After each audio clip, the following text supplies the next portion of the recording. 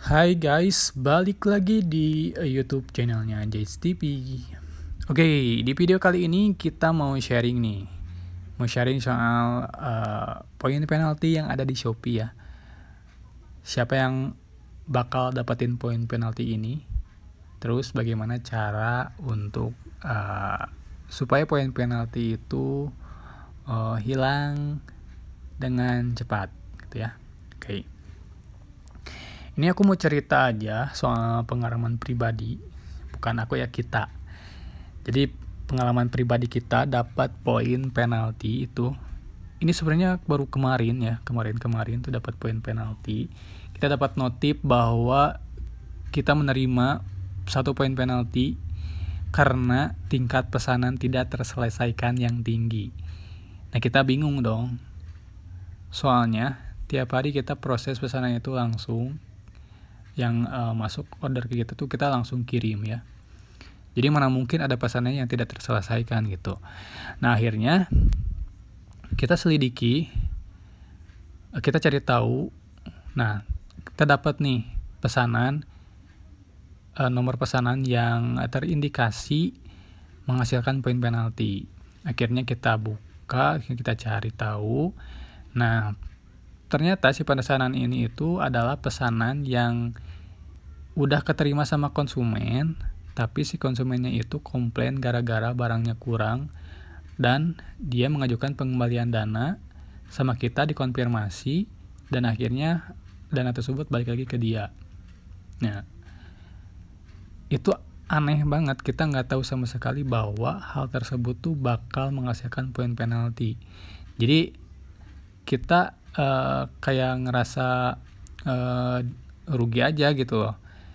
Kan kita udah tanggung jawab ya, tapi tetap dapat poin penalti. Nah akhirnya kita chat ke customer service-nya. Kita cari tahu, chat ke customer service-nya. Kita kasih tahu kasus kita bagaimana. Kita dapat poin penalti bla bla bla bla bla. Nah dia bakal minta alamat email kita untuk nantinya akan lebih lanjut ya diceknya. Nah habis itu aku kasih email yang aktif, terus sama si customer service-nya itu diteruskan ke tim terkait untuk dicek lebih lanjut. Nah nanti katanya bakal dapat email estimasi 3 hari. Nah kurang lebih 3 harian atau 2 harian gitu, kita langsung dapat email. Emailnya itu memberitahukan bahwa penyebab kita dapat poin penalti itu apa. Nah di sini tuh ada informasi sebagai berikut. Poin penalti yang diperoleh toko kita itu karena tingkat pesanan tidak terselesaikan dengan baik. Jadi kalau dalam 7 hari terakhir itu kan harus kurang dari 10%. Nah kita itu tingkat pembatalannya itu lebih dari sama dengan 10% dalam 1 minggu. Nah, perhitungan pesanan yang tidak terselesaikan tersebut itu berlaku untuk pesanan yang dibatalkan penjual secara sepihak ya. Kemudian pesanan yang terbatalkan otomatis oleh sistem Shopee dan pengembalian barang atau dana yang dimenangkan oleh pembeli. Nah, jujur yang poin pesanan dibatalkan penjual sama pesanan yang terbatalkan otomatis oleh sistem Shopee itu kita udah tahu bahwa hal tersebut bakal mendapatkan poin penalti. Cuman yang pengembalian barang atau dana itu kita sama sekali baru tahu bahwa hal tersebut itu bakal mendapatkan poin penalti gitu buat si penjual. Nah akhirnya dari sini kita tahu ya bahwa hal-hal yang akan mendapatkan poin penalti itu ya itu tadi pesanan yang kita batalkan atau penjual batalkan. Itu mungkin bisa jadi karena barangnya nggak ada, terus kita mau cari gimana konsumennya kudet atau nggak bisa cara batalinnya kayak gimana, ya kita kan mau tidak mau harus batalin secara sepihak dong. Nah, mau diproses juga proses apa gitu, konsumennya nggak mau ya. Nah itu bisa jadi ya, kalau untuk dibatalkan oleh penjual tuh bisa jadi karena itu. Kemudian pesanan yang terbatalkan otomatis itu bisa jadi kalau misalkan kita ya kelamaan memproses pesanannya, jadi udah habis estimasi masa kemasnya itu udah lewat, jadi akhirnya pesanannya itu batal otomatis. Nah itu kita bakal dapat poin penalti.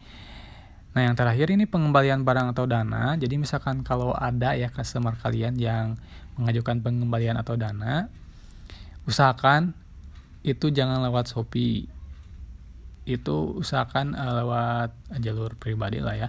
Soalnya kalau misalkan jalur Shopee ya, kalau dia menang ya kita dapat poin penalti sebenarnya gitu. Tapi fair-fairan aja sih sebenarnya. Ya kalau memang kita salah ya salah gitu ya. Tapi kalau memang pembelinya yang kurang tepat ya kita harus lurusin gitu. Nah habis dari sini itu selang 1 hari atau 2 hari, lupa lagi, kita dapat notif lagi di Shopee-nya. Kita dapat notif lagi kayak gini.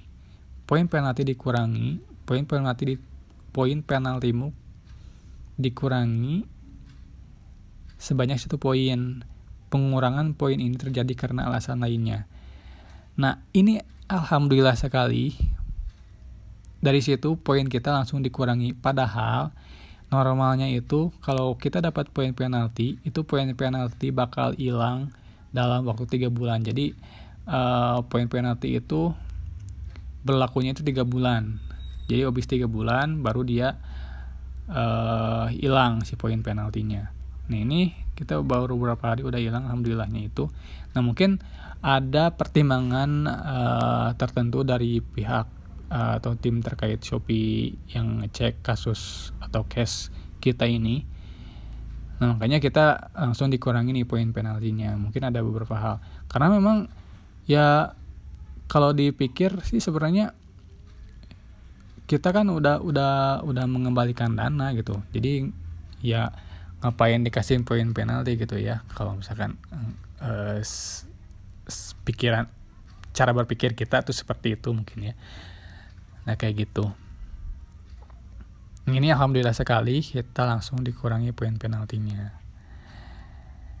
Nah mungkin kalian juga pernah punya pengalaman ya seperti kita.